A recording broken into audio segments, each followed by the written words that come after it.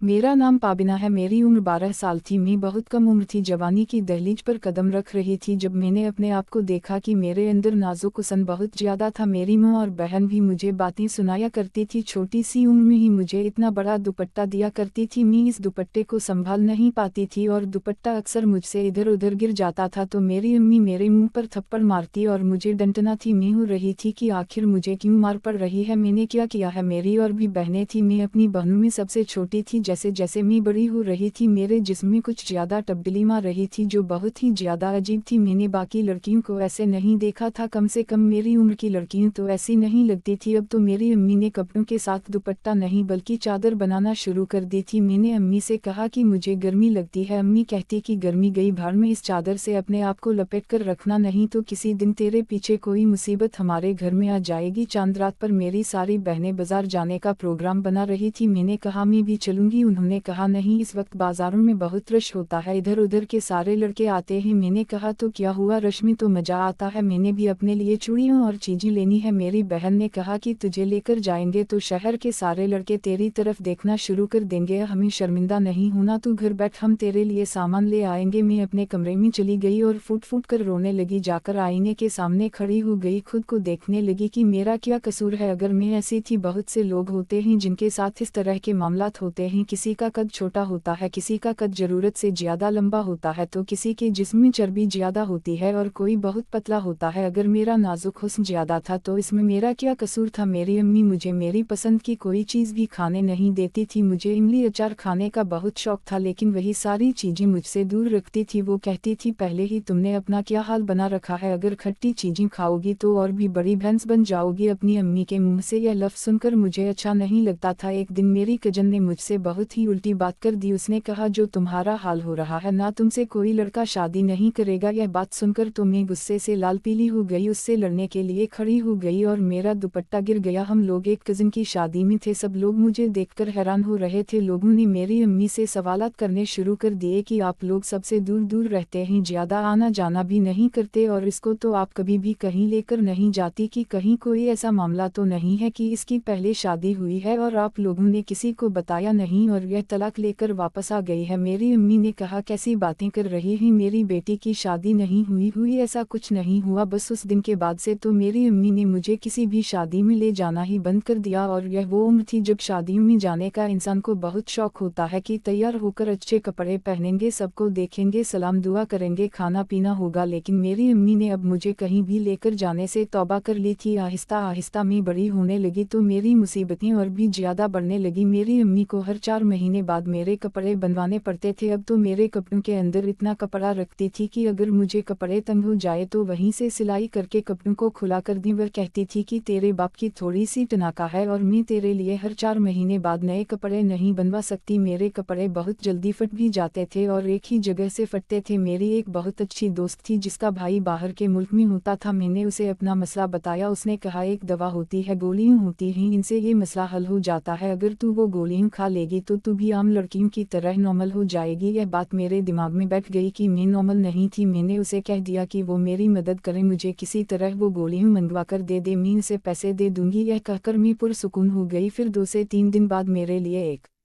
रिश्ता आ गया। अम्मी ने मुझसे कहा कि तुम तैयार रहना। यह सुनकर मैं समझ गई कि मैं अपने घर वालों पर बोझ बन गई हूँ और वो जल्द से जल्द मुझसे जान का बनना चाहते थे। मैं खामोश हो गई, बोलती भी तो क्या बोलती, अपनी अम्मी से लड़ाई तो नहीं कर सकती थी। मुझे इस बात का एहसास था कि वह मेरी मां है, लेकिन वह शायद यह बात भूल गई थी कि मैं उनकी भी औलाद हूँ। वह भी मुझसे छोटी, लेकिन अपने वजूद की वजह से मैं सबसे बड़ी लगती थी, इसलिए वह घर वाले सबसे पहले मेरी शादी कराना चाहते थे। जब मेरे लिए शाम को रिश्ते वाली आई तो मैंने काले कपड़े पहन लिए। मेरी अम्मी कमरे में आई और मुझे देखा। मैंने कहा अम्मी कैसी लग रही हूँ, बहुत खूबसूरत लग रही थी। उन्होंने कहा यह सूट के साथ यह दुपट्टा क्यों लिया है, मैंने कहा इसके साथ यही दुपट्टा है। अम्मी ने कहा यह तो बहुत छोटा है। मेरी दूसरी बहन को कहा वो दूसरा दुपट्टा लेकर आए, वो सूट के साथ चल जाएगा। जब मेरी बहन वो दुपट्टा लेकर आई तो वह बहुत बड़ा था। मैंने कहा अम्मी मैं इस दुपट्टे को कैसे संभाल पाऊंगी। अम्मी ने कहा कि संभालना पड़ेगा, अपने आप को छुपा कर बैठना। मुझे उनसे बातें बहुत अजीब लग रही हैं पर उन्होंने मुझे दुपट्टे में ऐसे लपेट दिया कि बस मेरा चेहरा ही दिखाई दे रहा था और मुझे कहा कि 15 मिनट बाद चाय लेकर बाहर आ जाना। लड़के वाले आ चुके थे और लड़के की मुँह पाए पे और दादी आई थी। वो लोग अम्मी से बातें कर रही थी। मुझे मेरी बहन ने आकर खबर दी। उसने कहा कि यह लोग तो जॉइंट फैमिली वाले हैं, इनका घर मर्दों से भरा पड़ा है, क्या बनेगा तेरा वहम, तुझे तो अपने आप को इस तरह से छुपा कर रखना पड़ेगा जैसे पुराने जमाने में मिस्र के लोग किया करते थे, जिसमें सिर्फ उनकी ऊँखी नजर आती थी, वो बन के घूमना पड़ेगा। वो बुरी तरह मुझ पर हंसने लगी और इसके हंसने की आवाज़ मेरे दिमाग में किसी हथौड़े की तरह लग रही थी। यह सब मुझसे बर्दाश्त नहीं हो रहा था। 15 मिनट के बाद मैं बाहर आई तो जिस तरह से मैं बाहर आई थी, जाहिर है उन्होंने मुझे देखकर अजीब सा ही रद्दे अमल देना था। पर जब मैं सोफे पर बैठी तो मेरा दुपट्टा थोड़ा सा ढलक गया। कुछ मैं खुद भी लापरवाह सी थी और कुछ मुझसे यह दुपट्टा इतना संभाला भी नहीं जा रहा था। उन्होंने कहा, बहन बुरा ना मानिएगा लेकिन आपकी बेटी की शादी पहले से हो चुकी है। तो मेरी अम्मी ने कहा, नहीं, इसकी शादी कहीं है तो सबसे छोटी है, वह तो चौथी वाली की पढ़ाई चल रही है और वह पढ़ाई में बहुत लायक है, इसलिए हम चाहते हैं कि वह पढ़ाई पूरी कर ले तो उसकी शादी करवा दी। उन्होंने कहा कि यह तो शादीशुदा लग रही है, ऐसा लग रहा है इसके 2-3 बच्चे हैं और यह बेचारी रुलसी गई है, यह बिल्कुल वैसी लग रही है, यह तो गैर शादीशुदा लड़की नहीं लगती। गैर शादीशुदा लड़कियां तो दुबली पतली होती ही, माना कि शादी के बाद औरत का वजन थोड़ा बढ़ जाता है और जिस्मानी शक्ल भी बदल जाती है, लेकिन शादी से पहले तो मैंने किसी लड़की को ऐसा नहीं देखा। मेरी अम्मी ने कहा, नहीं ऐसी कोई बात नहीं है, हम आपको कसम देने को तैयार हैं, अब इससे ज्यादा और क्या होता। उन्होंने कहा, नहीं हमें तो मामला ही और लग रहा है, हमारा बेटा बड़ा लाडला है और फिर आजकल तो ठीक ठाक लड़कियों के भी लोग मुंह भर भर कर बातें करते हैं, आपकी बेटी को ब्याह कर ले जाएंगे तो सारी जिंदगी लोगों के सवालों के जवाब देने पड़ेंगे, हम माफ़ी चाहते हैं, हमारे मम्मी रिश्ते से इनकार ऐसे नहीं होता। लोग कहते हैं कि फ़ोन करके बाद में बता देंगे और फ़ोन करके कह देते हैं कि हमें आपकी बेटी पसंद नहीं, लेकिन उन्होंने तो मुंह पर ही इनकार कर दिया और वह भी इतने बुरे तरीके से। वह लोग तो चले गए पर अम्मी ने मुझे थप्पड़ से मारना शुरू कर दिया। उन्होंने कहा कि तेरे इतने सारे रिश्ते रिजेक्ट हुए हैं, लेकिन इस दफ़ा जो बातें मुझे सुनने को मिली है मैंने ज़िंदगी भर भूल नहीं सकती। मैं एक अच्छी औरत हूँ, सारी ज़िंदगी एक अच्छी बीवी, एक अच्छी मां बनकर गुजारी है और सिर्फ तेरी वजह से मुझे ऐसी बातें सुनने को मिल रही हैं जो मैंने कभी भी नहीं सुनी थी। मैंने 2-3 दिन तक खाना नहीं खाया, लेकिन किसी ने मुझसे यह नहीं पूछा। फिर मेरी दोस्त मुझसे मिलने आई और कोई मुझे वह दवा पकड़ा दी। उसने कहा, तुम्हारी दवा आ गई है। मैंने कहा, मुझे अब इसकी ज़रूरत नहीं, वह लोग मुझे पसंद करके नहीं गए, उन्होंने शादी करने से ही इनकार कर दिया। यह सुनकर मेरी दोस्त कहने लगी, अरे पगली, यह आखिरी रिश्ता थोड़ी था, तुम्हारे लिए और भी सा आएंगे, तब तक तुम यह गोलियां खाकर स्मार्ट बन जाना। फिर मेरी दोस्त चली गई। मैंने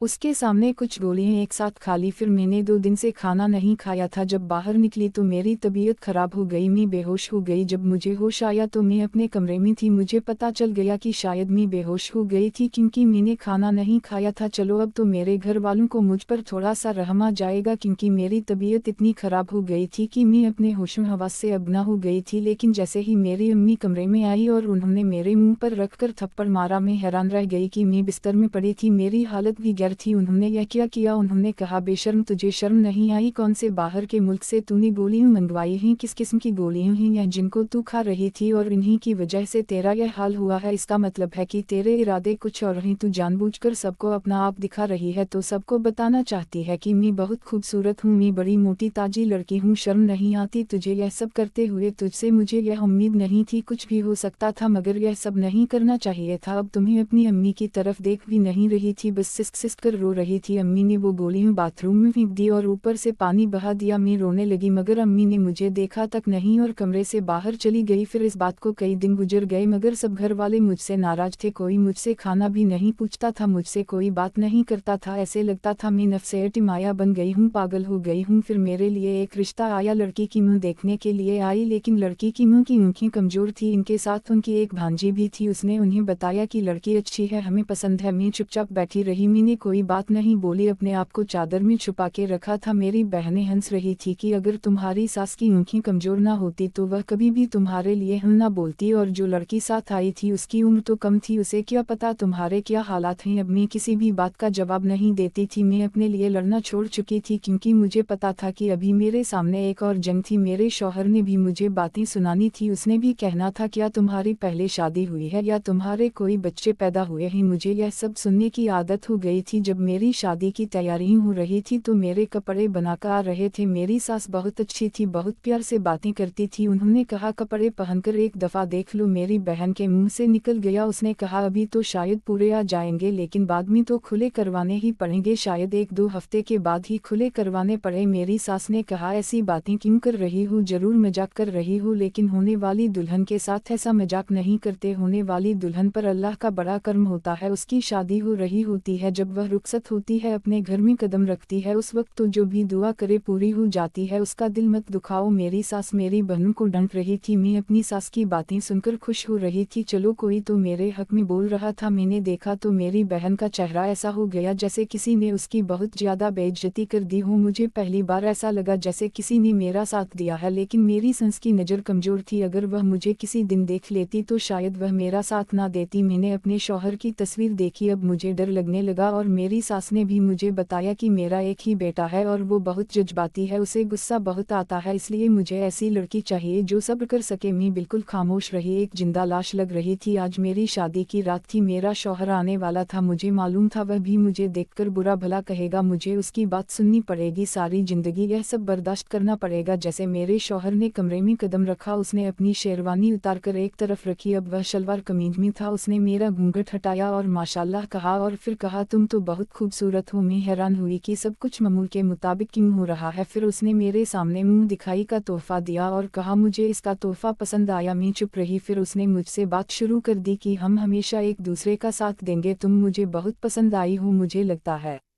मेरी जिंदगी बहुत अच्छी गुजरेगी। फिर शादी की पहली रात गुजर गई, अगला दिन भी आ गया। अब तक वह किसी से फ़ोन पर बात कर रहे थे, शायद कोई उसे शादी की मुबारकबाद दे रहा था, कह रहा था कि अल्लाह ने मुझ पर बहुत कर्म किया, मुझे एक बहुत अच्छी साथी मिली है, बहुत खूबसूरत है, बस बहुत खुश हूँ। मुझे लगता है कि मेरी ज़िंदगी बहुत अच्छी गुजरेगी। मुझे हमेशा से ऐसी बीवी चाहिए थी जो इतनी खूबसूरत हो और बीवी पसंद की हो तो ज़िंदगी अच्छी गुजरती है। शौहर की यह बात सुनकर मैं हैरान रह गई कि क्या मैं उसे इतनी पसंद आई हूँ और वह ऐसी बीवी चाहता था। शादी के 3 दिन बाद मेरी वलीद ने हमारे लिए एक पार्टी का आटममा किया। मैं अपने शौहर के साथ घर में दाखिल हुई तो मेरी वलीद ने फौरन मुझसे पूछा तुमने कपड़े कैसे पहन रखे हैं। मेरी अम्मी ने कहा कि उसकी ज़रूरत नहीं है, मैंने अच्छे कपड़े पहने हुए हैं और मेरे शौहर को यह पसंद है। अम्मी ने मुझे हैरान होकर देखा, उन्होंने कहा तेरा शौहर तुझे 1 हफ्ते में वापस छोड़ देगा। मैंने कहा 1 हफ्ते में क्या, पूरी ज़िंदगी भी नहीं छोड़ेगा। मेरे शौहर ने मेरी अम्मी को देखा तो कहा क्या बात है आंटी, कोई परेशानी है। उन्होंने कहा नहीं बेटा, हम खाना खाने बैठे तो मेरी बाकी बहनें भी मौजूद थी। मेरे शौहर ने उनके सामने मेरी बहुत तारीफें की, उनसे कहा जब से पाब मेरी ज़िंदगी में आई है मेरी तो ज़िंदगी मुकम्मल हो गई है, मैं बहुत खुश हूँ। वह मेरा बहुत ख्याल रख रहा था, हम लोगों ने एक ही प्लेट में खाना खाया, फिर वह मुझे बाहर घुमाने ले गया। उसने मुझे कोई बड़ी चादर ओढ़ने का भी नहीं कहा, उसके पास गाड़ी थी, उसने कहा गाड़ी में ही तो बैठना है। बहुत अच्छी तरह से पेश आ रहा था, बार बार मेरी तरफ देखकर मुस्कुराता था, मुझे मेरे कान में कोई बात कहता और फिर हम दोनों हंसते। कभी मुझे फ़ोन में हमारी शादी की कोई तस्वीर दिखाता। मेरी अम्मी और मेरी बहनें यह सब कुछ देख रही थी और उनके चेहरे अजीब से बने हुए थे। वह हैरान हो रही थी कि इसका शौहर तो उसे हाथ का छाला बनाकर रखे हुए हैं और यह सिर्फ शादी के शुरू में ही नहीं हुआ था। आज हमारी शादी को 5 साल हो गए, अल्हम्दुलिल्लाह मेरे 2 बच्चे हो गए हैं। आज भी मेरे शौहर का रवैया मेरे साथ वैसा ही है, हम लोग बहुत खुश हैं। शायद मर्दों को इन सारी बातों से फ़र्क नहीं पड़ता और उन्हें यही सब कुछ अच्छा लगता है। अल्लाह का शुक्र है कि मेरी माँ और बहनों ने तो मेरे दिल पर बहुत जख्म लगाए, पर मेरे शौहर ने वह सारे जख्म भर दिए। शादी से पहले मैंने बहुत दुख देखे, मगर शादी के बाद मेरे शौहर ने अपनी मोहब्बत से यह सारे दुख सुख में बदल दिए थे। आज मुझे अच्छा शौहर मिल गया जो मेरा बहुत ख्याल रखता है। उसने आज तक कभी मुझे ऐसी कोई बात नहीं की जिसकी वजह से मुझे अपना आप छोटा या कमतर महसूस हो। मैं उसके साथ बहुत खुश हूँ। उसकी माँ एक अच्छी औरत है और उसकी माँ ने उसकी ताबेटा बहुत अच्छी की है, उसे औरत की इज्जत करने वाला मर्द बनाया है। आज मेरे 2 बेटे, इसीलिए मैंने सोचा कि मैं भी अपने बेटों की ऐसी ही ताबेटा करूंगी ताकि मेरे जैसी किसी लड़की को लोगों के ताने ना बर्दाश्त करने पड़े।